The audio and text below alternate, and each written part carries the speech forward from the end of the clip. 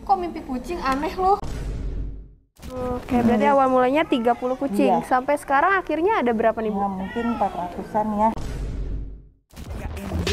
Yuk jagain, jagain, yuk jagain, jagain, yuk jagain, jagain, yuk jagain, jagain, yuk jagain, jagain,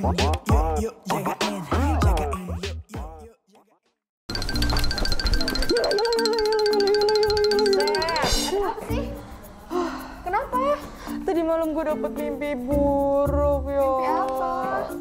Gue jadi kucing gelandangan dan nasib gue tuh mengenaskan banget. Kok mimpi kucing aneh loh? Ih serius ini, jadi tuh gue jadi ceritanya nih ya, gue tuh jadi kucing nih, kucing gelandangan gitu. Terus gue kelaparan kan, ngais-ngais sampah, terus diusir orang, diinjek-injek. Tapi ngomong-ngomong soal mimpi lo nih ya, gue banyak banget baca berita nih tentang kucing-kucing liar gitu loh. Dan ini juga ada nih video, nih lihat ya. Inilah yang akan kalian rasakan jika menjadi kucing jalanan. Jadi, ada kamera GoPro yang dipasang ke kucingnya. Hal pertama yang kucing ini lakukan adalah cari makan di tong sampah. Karena ya mungkin kalau Kresto lebih sering ditendang, dia juga coba-coba masuk ke toko nih guys. Ya jelas dikit lah ya. Dia ingin istirahat di atas pohon, tapi diusir juga pakai sapu. Aduh, kasihan ya, padahal cuma pengen nongkrong bentar doang. Lalu dia haus dan minum dari air buangan AC mobil nih kayaknya. Aduh, apesnya lagi, dia harus berpapasan dengan anjing dan dia pun dikejar. Setelah lolos, sepertinya ada manusia baik yang ingin mengelusnya. Tapi ternyata dia malah diguyur air guys. Dia lanjut jalan biasa, tapi nggak salah apa-apa kok malah ditendang ya. Gak ngapa-ngapain malah dilempar batu sama bocah-bocah. Sumpah, kapan nih ada kenyamanan buat kucing ini? Sampai akhirnya kucing ini lelah dan ingin istirahat bentar di bawah mobil, tapi diusir juga. Aduh, gimana guys? Capek nggak kira-kira jadi kucing jalanan? Sayangilah kucing jalanan ya guys, karena mereka menyelamatkan kita dengan mengontrol populasi tikus yang dapat membawa banyak penyakit untuk manusia. Iya tuh kayak gue di mimpi tuh kayak gitu. Lo persis jadi kucing ini. Iya sedih banget gak sih? Tapi daripada lo sedih-sedih nggak jelas gini kan, nih gue pernah nonton ada rumah kucing parung lah di Bogor. Nah ada nih namanya Budita. Nah gue udah nge-save Ibu Dita ini. Emang udah lama sebenarnya mau kesana juga, tapi emang nggak ada temennya kan. Nah berhubung mimpi lo nih kayaknya nyambung nih. Iya kayaknya gue dapat hidayah gak sih? Kita harus ke sana. Mumpung udah jam pulang kerja juga, Iya, udah, kita yuk. langsung aja yuk. Ayo.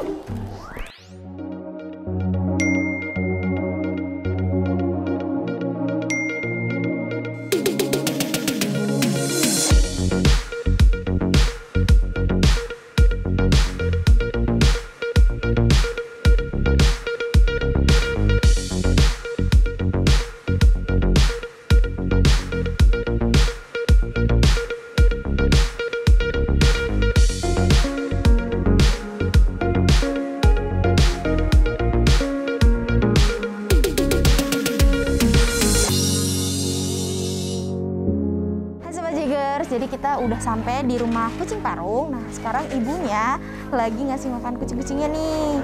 Tuh Yuk di kita bawah. intip, kita intip.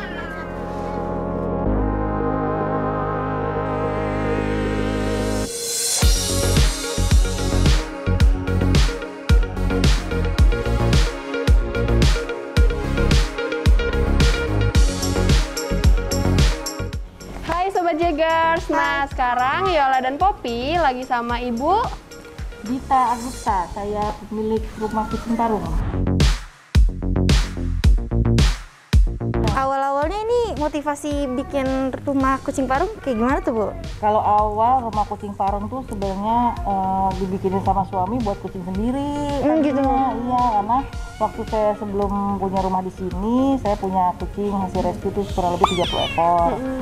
Masih dalam bentuk rumah biasa ya, sebelum saya punya rumah di sini. Terus ya suami akhirnya membelikan rumah dan tanah, yang akhirnya tanahnya di belakang rumah itu dibikinkan rumah buat kucing saya gitu, supaya kucingnya punya rumah sendiri, punya tempat main sendiri gitu kan, yang 30 ekor itu. Jadi sebenarnya awalnya dari situ. Makanya semboyannya Safe Stray Cat ya Bu ya? Betul. Itu kapan Bu pertama-tama? Bangunnya sih 2014, mungkin mulai banyak dikenal orang 2015. Itu awal-awal dikenalnya kenapa tuh Bu?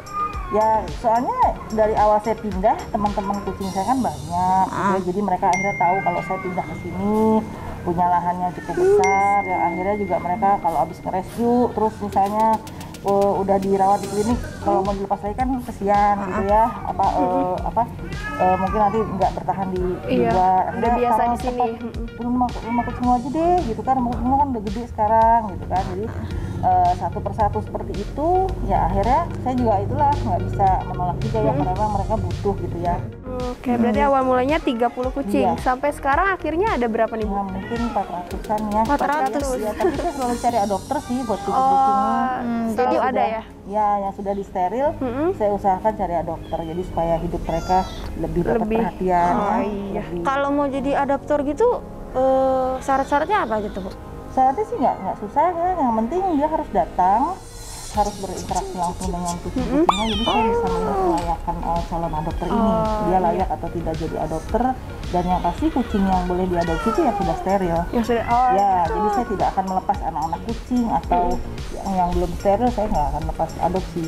Tapi di sini tuh khusus kucing domestik atau kucing ras enggak. atau gimana? Semua jenis kucing yang memang dia butuh rumah boleh aja. Jadi kalau untuk kucing yang ras atau yang mix gitu yang berbulu panjang biasanya dia datang ke sini dengan kondisi yang kurang baik. Oh gitu. Ya, mungkin orang udah nggak mau pelihara ya, udah jamuran atau udah sakit-sakitan akhirnya ya. dibuang. Nah, ada juga yang kita rescue di jalan juga dengan kondisi dia udah lagi ngorek-ngorek sampah. Mungkin dia kurus karena kucing bulu panjang itu kan terbiasa dipelihara. Iya, Jadi iya. kalau dilepas di jalan susah cari makan. Nggak punya kemampuan bertahan Ya, hidup jadi ya, Bu? pokoknya pasti yang kurang baik kondisinya, yang akhirnya recovery-nya juga lebih lama. Ya kan dari soal bulu aja mungkin harus kita botakin dulu. Kalau misalnya ada jamur, Kalau bawa ke klinik nih, Bu, itu uangnya dari mana, Bu, biayanya? semua biaya operasional di rumah kucing itu memang bantuan dari banyak orang. Semuanya. Jadi untuk klinik juga ada beberapa klinik, beberapa dokter yang memang mau membantu kita ya, membantu rumah kucing dengan harga yang memang beda. Apa aja tuh, Bu? Semua fasilitas kita shelter dibedakan harganya, tidak seperti harga umum gitu ya. Dari mulai sterilisasi, operasi, rawat inap, ya. Tadi kan ngomong-ngomong soal donasi nih, Bu. Berarti donasi semua orang bisa donasi gitu ya, Bu? Iya. Terbuka untuk umum? Terbuka untuk umum, berapapun jumlahnya, apapun bentuknya, silahkan saja dikirim langsung boleh gitu ya. Kayak kandang-kandang ini juga banyak ya bantuan dari orang gitu. Terus mau berupa makanan kucing langsung atau obat-obatan atau apapun lah, pokoknya kita terima dengan tangan terbuka karena memang kita selalu butuh ya, semua kebutuhan kucing itu kita selalu perlu. Nah, berarti untuk Sobat Jaggers nih yang lagi nonton, yang barangkali mau berpartisipasi untuk membantu kucing-kucing di sini, bisa langsung kontak ke Ibu Dita ya. Nanti kita taruh di bawah. Di bawah. Ya. Iya, Bu. Ngomong-ngomong soal makanan nih, Bu, kan tadi habis ngasih makan. Itu hari-hari tuh habis berapa, Bu? Untuk operasionalnya Kalau semua? keringnya itu satu hari bisa satu karung, kurang lebih 20 kilo beratnya.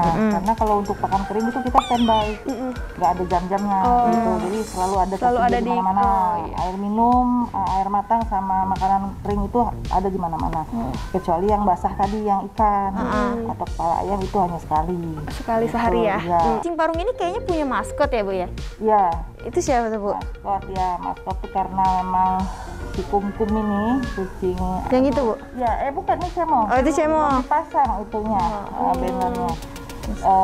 Si Kumkum ini dia sering saya ikutkan cat show karena memang dia punya karakter yang bagus lah ya kalau untuk cat show.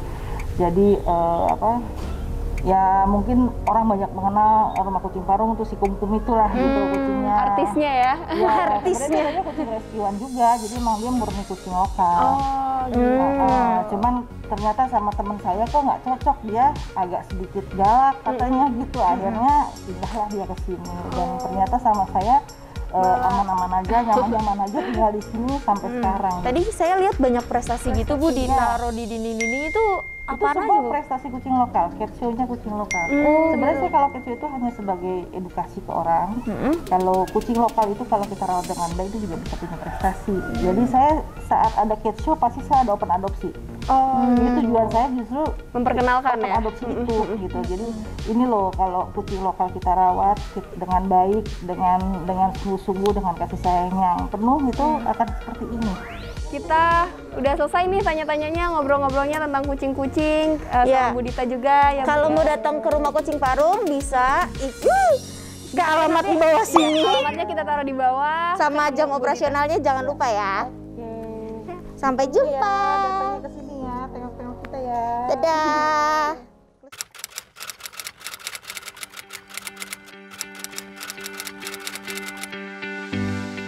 Pesan saya cuman satu, sebenarnya sederhana. Kalau aja kita sebagai manusia selalu ingat kalau hak hidup mereka dengan kita itu sebenarnya sama, itu mungkin tidak akan ada penyiksaan hewan.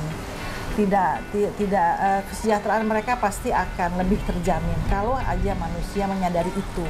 Jadi buat saya saat ini lebih banyak manusia yang masih berpikiran egois. Mereka hanya berpikir hanya manusialah yang berhak hidup, tidak dengan yang lain, padahal yang diciptakan bukan hanya manusia. Jadi pesan saya tolong, mungkin suka atau tidak suka itu pilihan.